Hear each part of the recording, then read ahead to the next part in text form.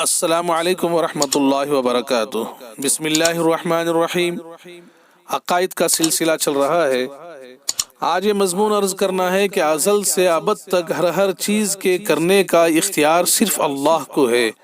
اللہ کے علاوہ کسی اور کو یہ اختیار حاصل نہیں ہے کہ وہ ہر چیز کرے، جو چاہے کرے۔ سورہ زمر کی آیت ہے، اعوذ باللہ من الشیطان الرجیم، بسم اللہ الرحمن الرحیم۔ اللہ خالق کل شیء وہو علی کل شیء وکیل۔ اللہ ہر چیز کا پیدا کرنے والا ہے اور وہی ہر چیز کا رکھوالا ہے۔ سورہ غافر کی آیت ہے، ذالکم اللہ ربکم خالق کل شیء۔ وہ ہے اللہ جو تمہارا پالنے والا ہے، ہر چیز کا پیدا کرنے والا ہے۔ سورہ ہود کی آیت ہے، ان ربک فعال لما یرید۔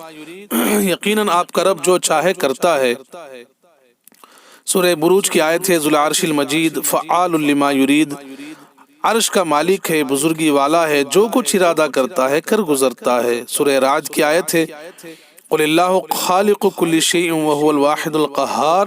آپ یہ کہہ دیجئے کہ اللہ ہر چیز کا پیدا کرنے والا ہے اور وہ ایک ہی غالب ہے۔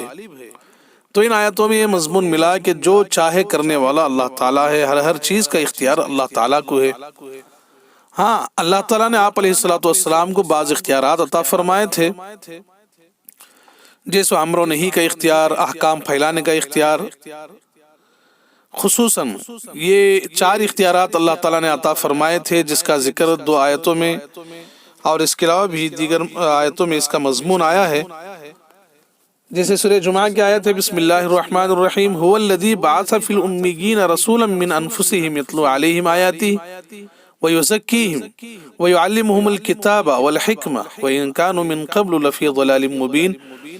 وہی ہے جس نے امی لوگوں میں انہی میں سے ایک رسول کو بھیجا جو ان کے سامنے اس کی آیتوں کی تلاوت کرے اور ان کو پاکیزہ بنائے اور انہیں کتاب اور حکمت کی تعلیم دیں، جبکہ وہ اس سے پہلے کھلی گمراہی میں پڑے ہوئے تھے۔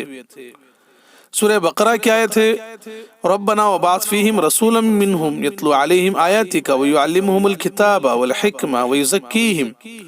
اور ہمارے پروردگار ان میں ایک ایسا رسول بھی بھیجنا جو انہی میں سے ہو، جو ان کے سامنے تیری آیتوں کی تلاوت کرے، انہی کتاب اور حکمت کی تعلیم دے اور ان کو پاکیزہ بنائے۔ تو ان آیتوں میں 4 باتیں آپ علیہ السلام کے لیے خاص کر سونپی گئی تھی، جیسے نمبر 1 قرآن شریف کی تلاوت، نمبر 2 قرآن سکھلانا، قرآن کی تعلیم دینا، نمبر 3 حکمت سکھلانا، اور نمبر 4 تزکیہ کرنا، امت کے دلوں کو رذائل سے پاک کرنا۔